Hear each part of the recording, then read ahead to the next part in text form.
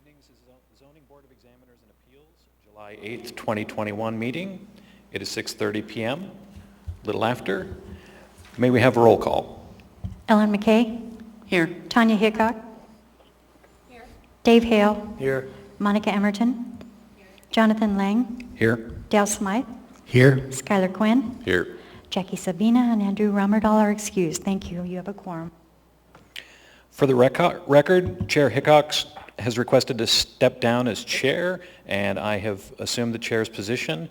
Board Member McKay is now the vice chair. First on the agenda are the minutes. May we have a motion to approve the minutes of May 13th, 2021?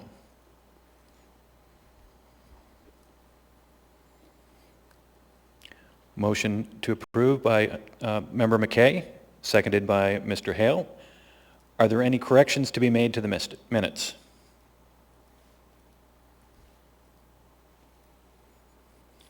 Are there any objections to the minutes being approved? Seeing none, the minutes are approved.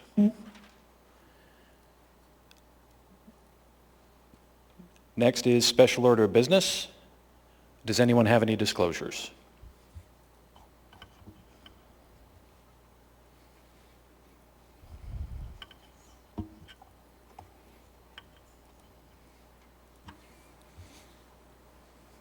Commissioner Emerson, I request to speak.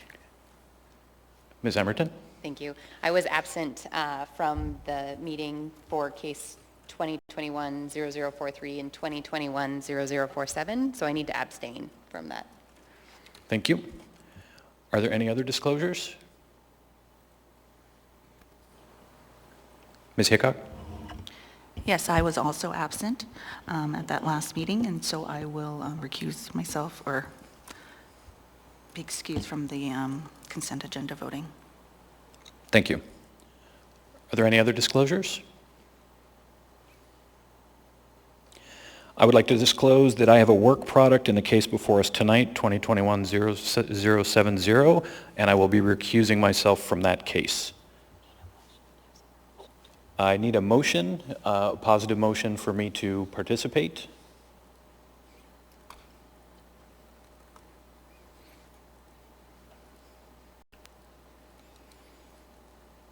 Moved by Member McKay, seconded by Member Emerton. Would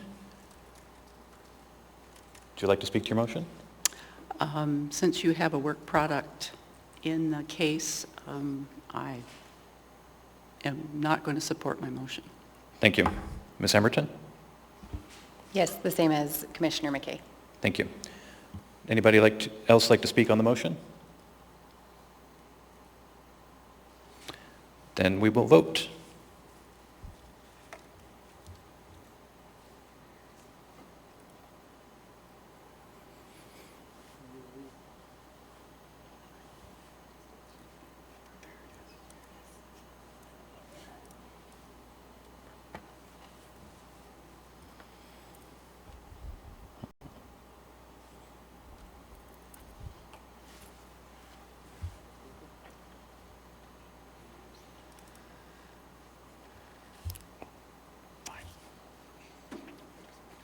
The motion fails. I am recused from tonight's case. Next is the consent agenda. May we have a... Oh, pardon me, I skipped ahead. May we have a motion to nominate someone for the position of parliamentarian, which has been vacated by Ms. McKay, moving up to vice chair.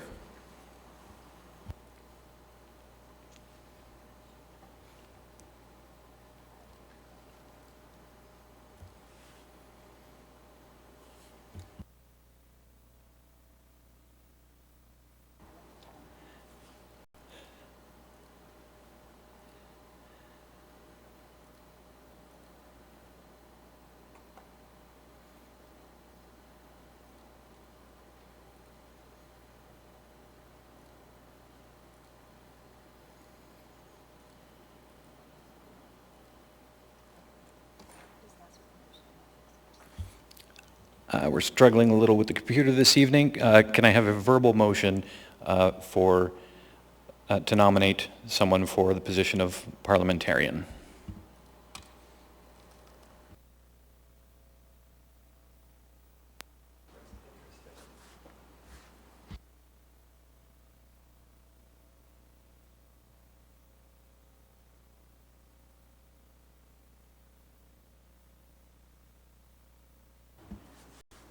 I will move that I will be the parliamentarian for this evening. And that's from Commissioner Emerton. And could I get a second? Board Member Hale seconds. Are there any objections to the motion? Seeing none, the motion is approved, and Board Member Emerton is the parliamentarian. Thank you. Next is the consent agenda. May we have a motion to approve the consent agenda?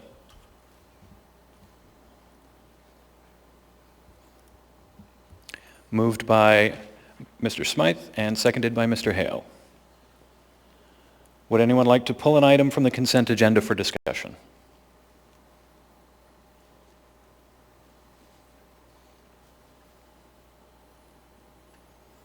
Seeing none, are there any objections to the motion? Seeing no objections, the consent agenda is approved. And again, I'm recusing myself from the meeting, and I will be turning the meeting over to Vice Chair McKay at this time.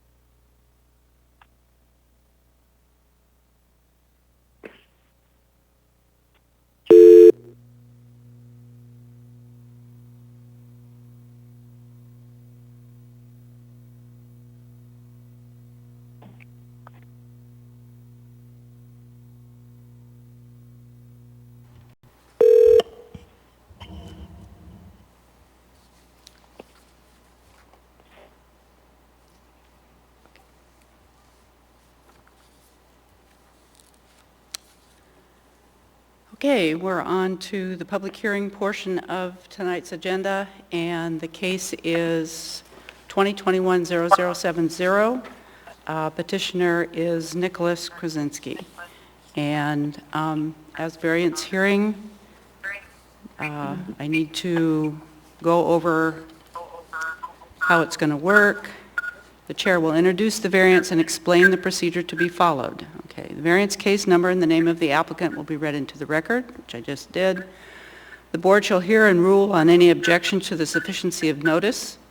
The board shall hear a brief presentation outlining of the variance. On conclusion of the staff presentation, the board members and the applicant may have may then direct questions to the staff through the chair. The applicant shall give his or her presentation. Throughout the proceedings, the burden of proof rests upon the applicant, who must convince the board by a preponderance of evidence that the variance should be granted. The applicant, including all of his or her representative, has 10 minutes for the presentation and may reserve time for rebuttal at the end of the public hearing. On conclusion of the applicant's presentation, the board members and the staff may then direct questions to the applicant through the chair. The hearing shall then be open for public testimony. Representatives of groups have 5 minutes, individuals have 3 minutes, and the time is kept by the secretary.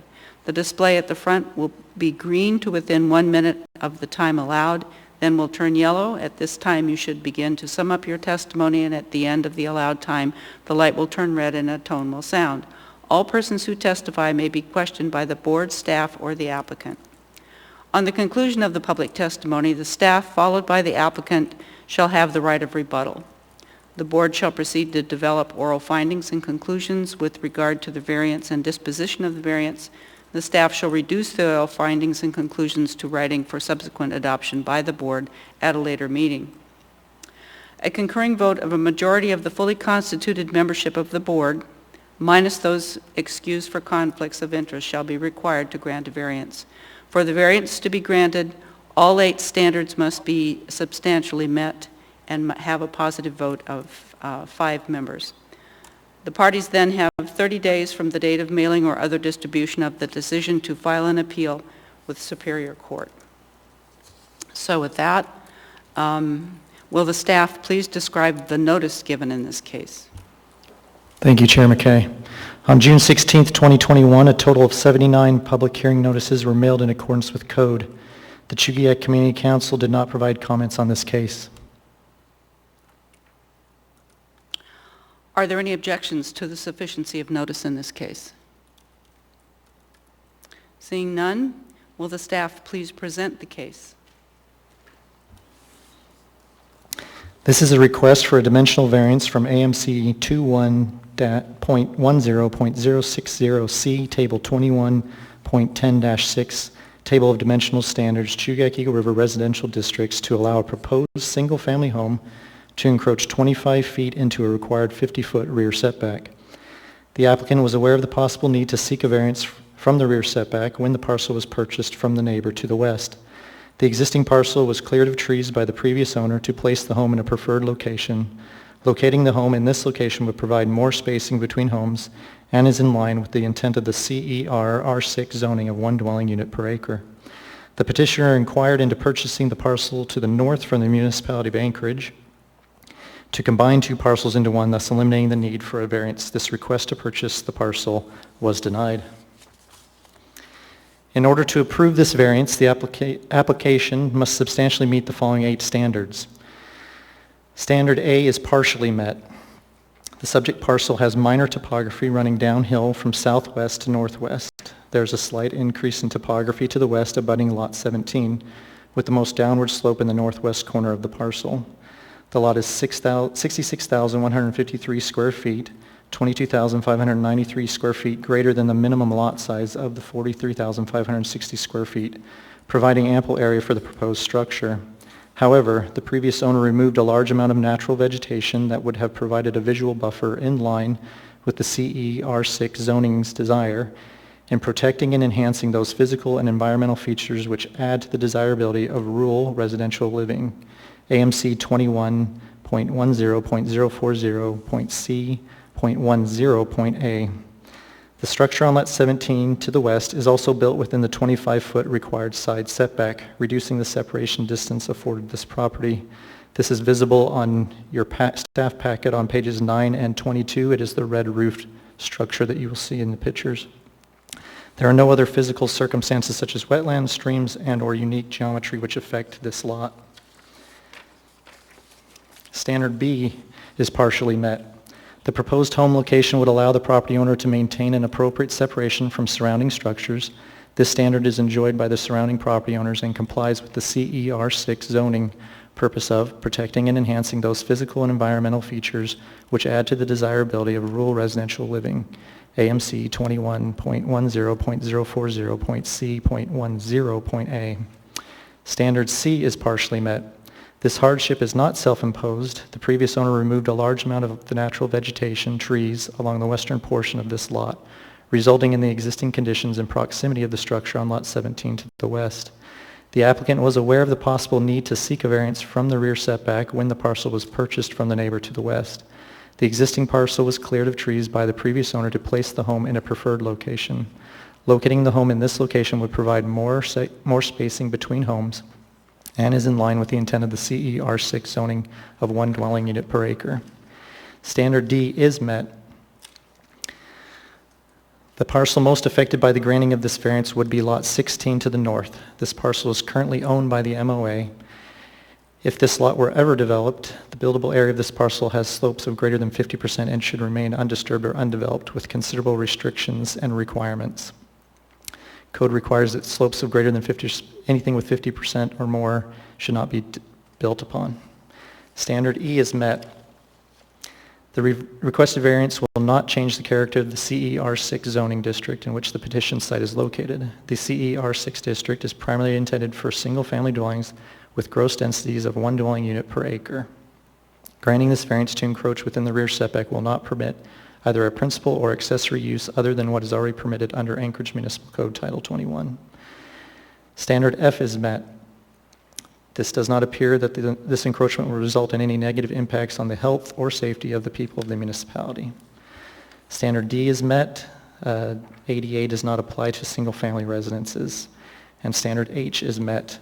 There's currently no structure on this parcel. The petitioner is being proactive in their approach in acquiring the necessary variance before construction, providing them with the legal right to proceed with construction. AMC 21.03.240G requires that all 8 standards be substantially met in order for a variance to be granted. The department finds that standards A, B, and C are only partially met, and standards D, E, F, G, and H are met. Therefore, the department must recommend denial of the variance. If after a public hearing, the board finds that all 8 standards are substantially met, then the approval should be subject to the conditions on page 5 and 6 of your packet. Thank you, Madam Chair. Thank you. Are there any questions of staff by the board?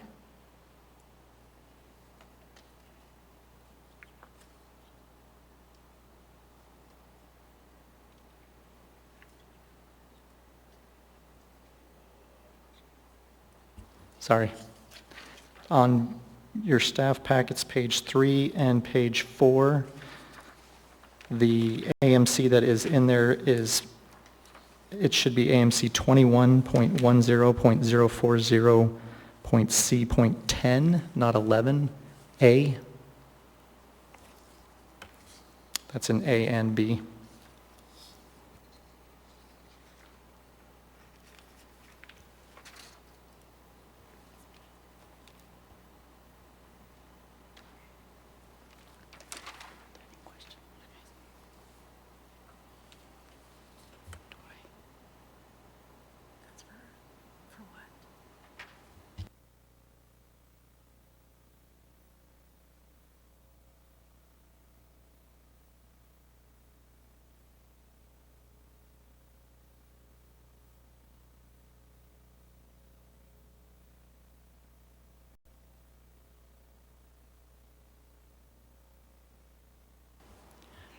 Mr. Hale. Thank you, through the chair. I was just looking at condition A, and it says that there's ample area for the proposed structure elsewhere on the lot. It looks like from the as-built that there's a lot of room to move this structure. Do you guys have discussions about why they don't want it in a conforming location, besides just some of the trees are gone? Through the chair, yes, Mr. Hale, that was the main reason. It was already existing cleared. Pushing the home further to the east would incur more trees being cut down of the natural vegetation and also eliminate any kind of views from the parcel.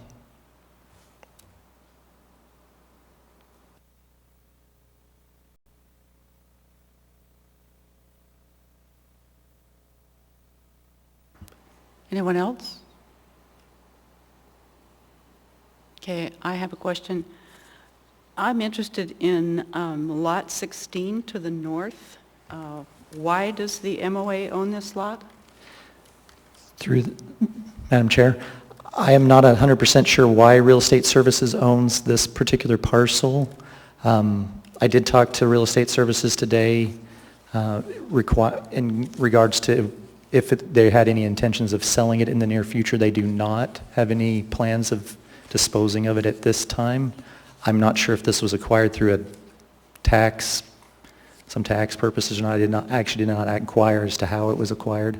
It's a lone lot that they own in this area. They do own parcels in other places, but this one's kind of an oddity that's just out there. In looking at the plot plan on page 20, it looks like, as you said, it has a very steep topography, but there is a flat place that's kind of in the corner. I mean, I can't see what else is on the lot.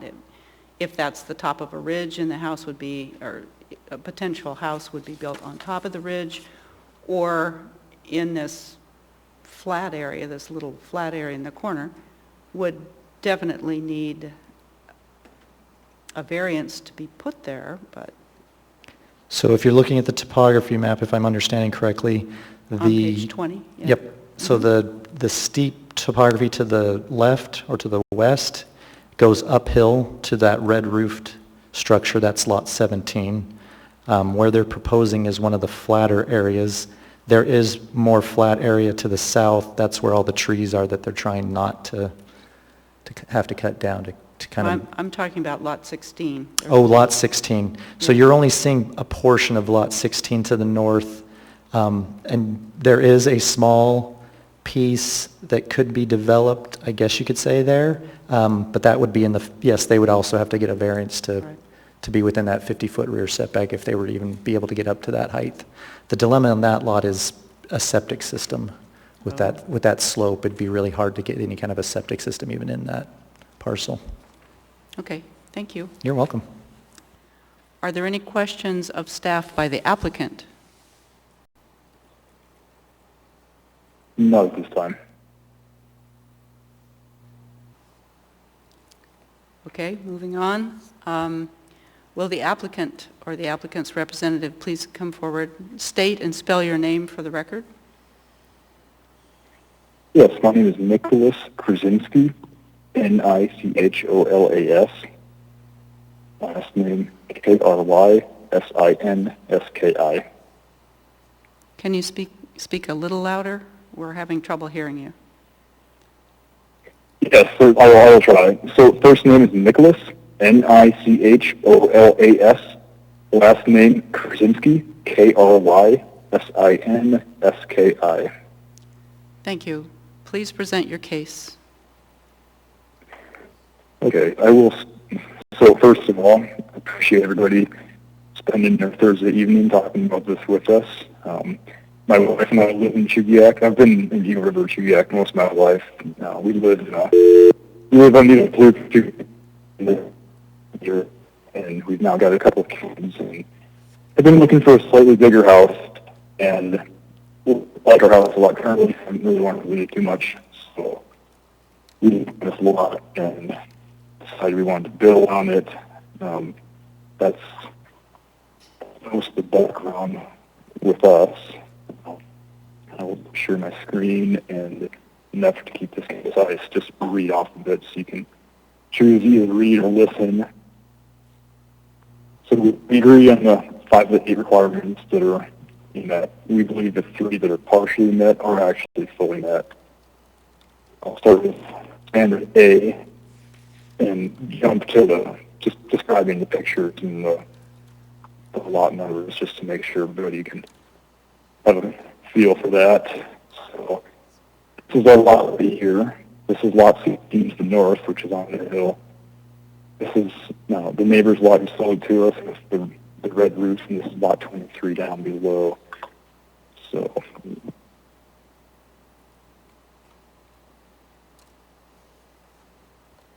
this is the building pad that we're talking about. the bluff runs right along here. Are you able to see my screen?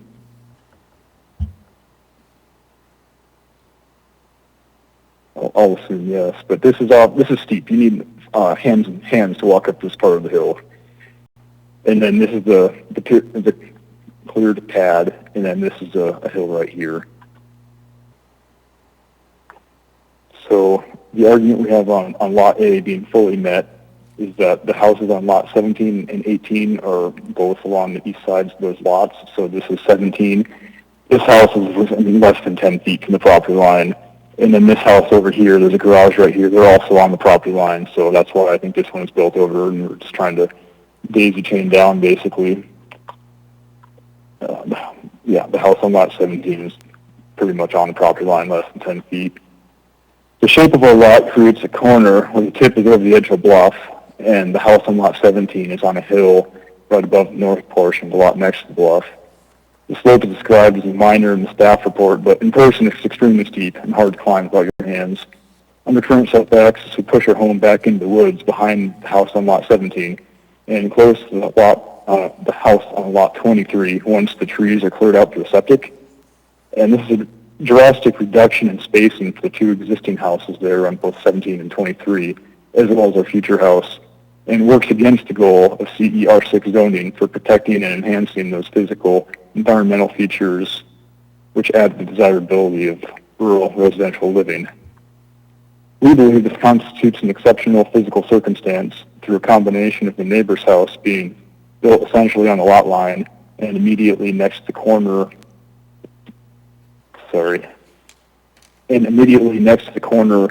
the lot also has a bluff that we need to be set back from. So if we were to try to build on that pad where we want to, we don't want to build the house right next to the bluff anyways. We want to be pulled back from that. A building pad is located here and is the obvious location for a house, and is clearly the intent when this pad was cleared over 30 years ago. Moving on to standard B. I will pull that up so we can refresh on that.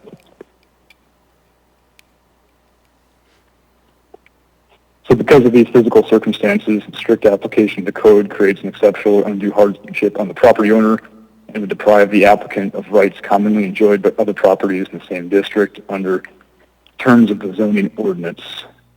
So although standard B is listed as partially met, the evaluation seems to agree the variance would be an improvement to the affected lots and better meet the intention in CER6. If not granted, our house and the red roof house on Lot 17 would be the two closest houses in the area. We would not be consistent with the spacing enjoyed by every other house in the area. Because we don't be the only two houses with this closest spacing, we believe this standard is fully met. Moving on to C. This hardship is not self-imposed. Special conditions and circumstances do not result from the actions of the applicant, and such conditions and circumstances do not merely constitute an inconvenience. Standard C requires that the hardship is not self-imposed. The evaluation actually states the hardship is not self-imposed right at the beginning there, so it seems that we have some concurrence there.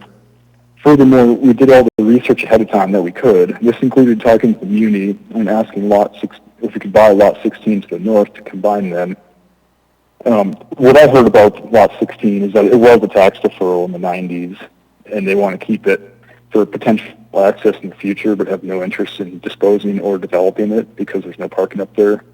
So we just want to leave it the way it is. And so, and we also talked about this with the community council late November. And now it's more about Lot 16, that agenda topic. After we had a discussion, we asked them, well, if we can't buy Lot 16, would anybody oppose a variance to build a little closer in our lot? And everybody in the meeting agreed they would support it.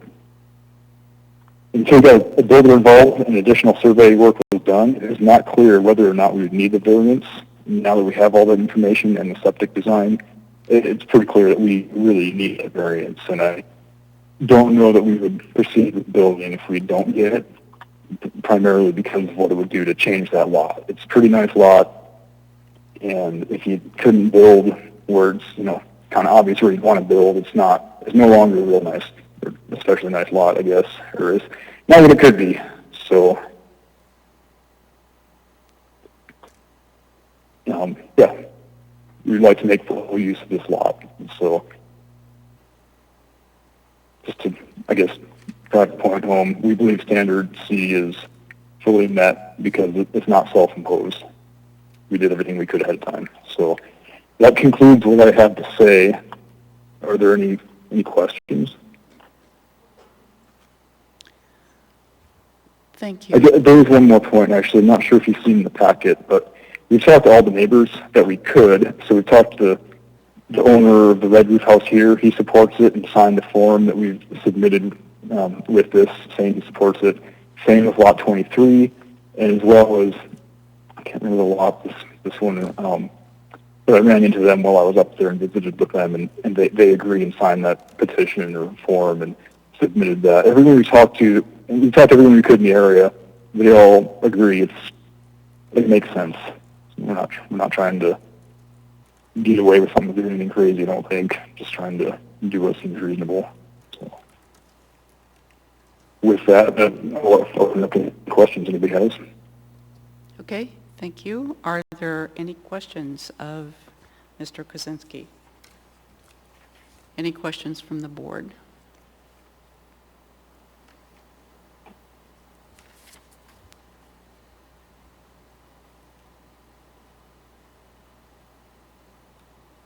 Okay, seeing none. Are there any questions of the applicant by the staff?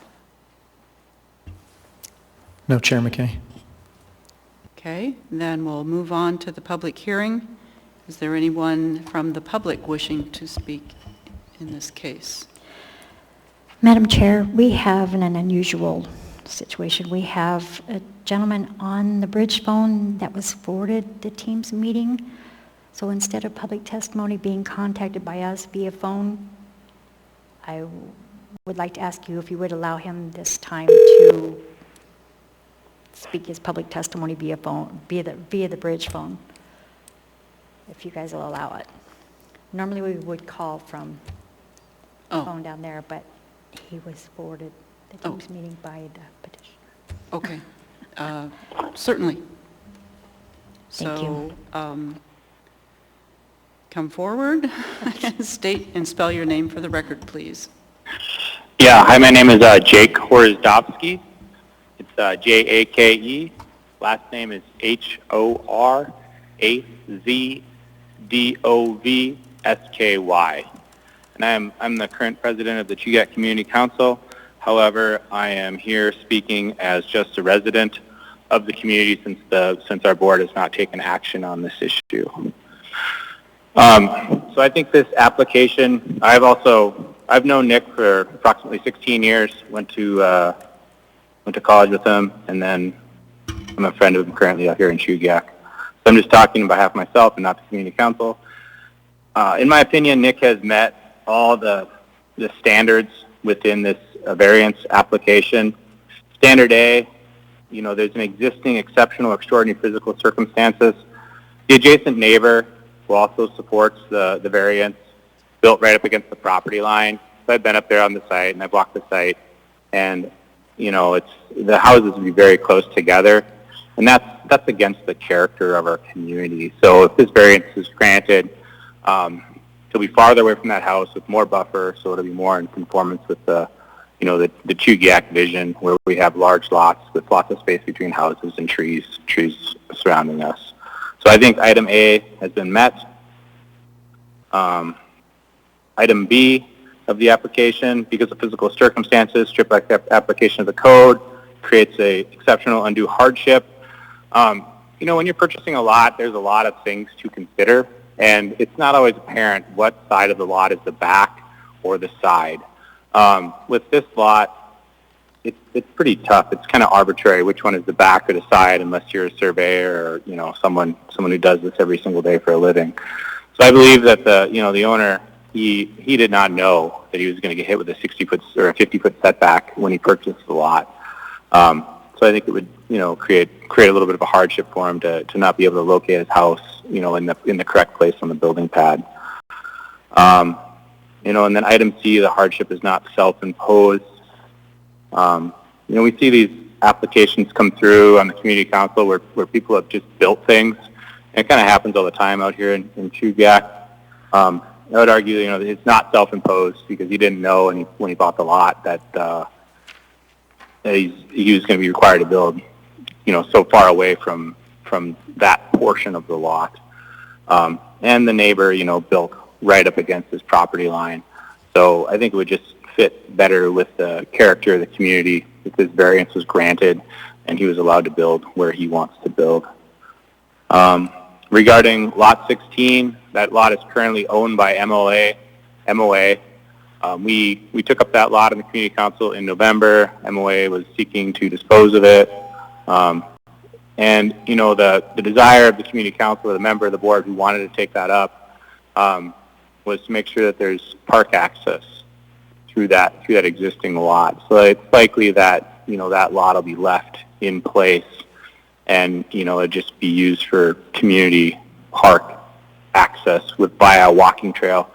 It's extremely steep. Wait, your time is up. I'm sorry. Okay, thanks.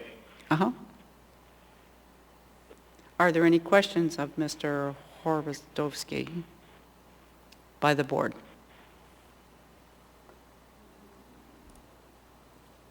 Seeing none, thank you for your testimony. Thank you. Are there any questions by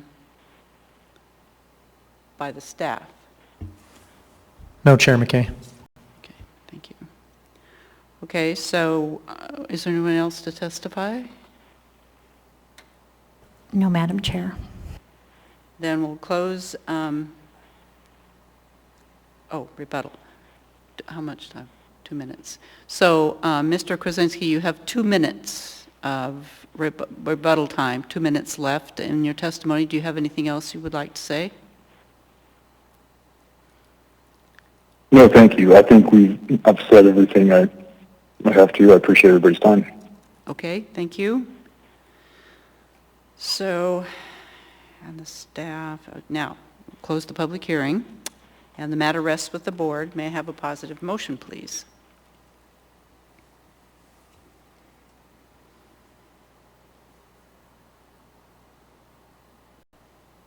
Ms. Emerton, would you state your motion, please? Yes, I move to approve case 2021-0070 based on conditions 5 and 6 of the staff report. There's a, you could just, it makes a better motion if you just read what it says. In Please. case 2021-0070, to approve a dimensional variance from AMC 21-10.060C table 21.10-6 table of dimensional standards, Chugach Eagle River residential districts to allow a proposed structure to encroach 25 feet into a required 50-foot rear setback, subject to conditions 1 and 2 shown on page 5 and 6 of the staff report. Thank you. Is there a second?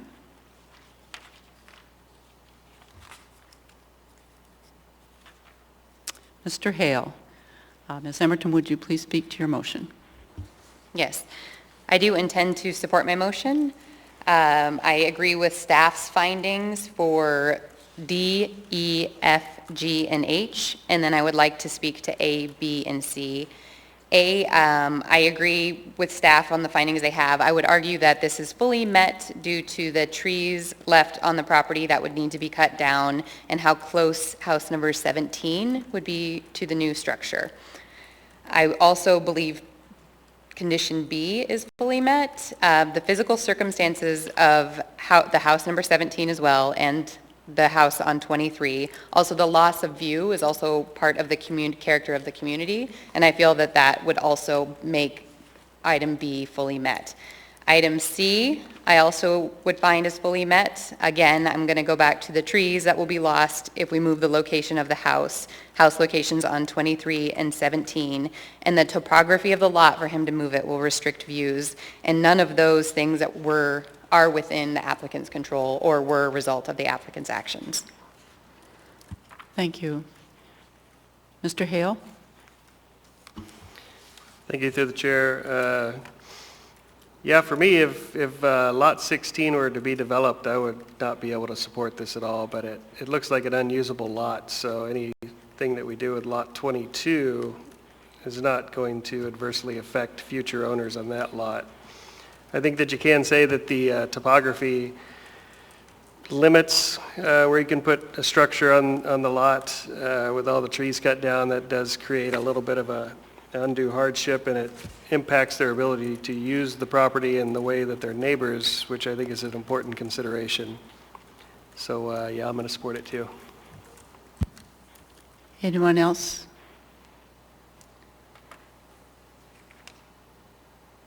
Okay. I too am going to support the motion. For standard A, I think other mitigating circumstances are the fact that the Chugach State Park is to the east, and its zoning is Chugach River watershed, and watershed management didn't have any objection to the variance. So with that, please vote.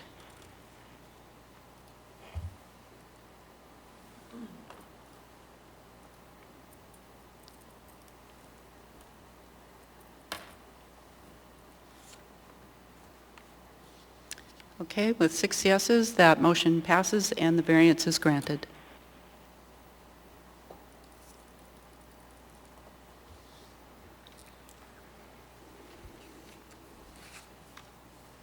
Okay, so that's the end of the public hearing portion of the agenda, and the next is reports. No report from the chair. He left. Secretary, do you have anything to say? No, Madam Chair, thank you. Okay, there's no committee reports. Board members? Anybody? Okay, then I'll entertain a motion for adjournment. Move to adjourn. Moved by Mr. Hale, second? By Ms. Hickok. We are adjourned.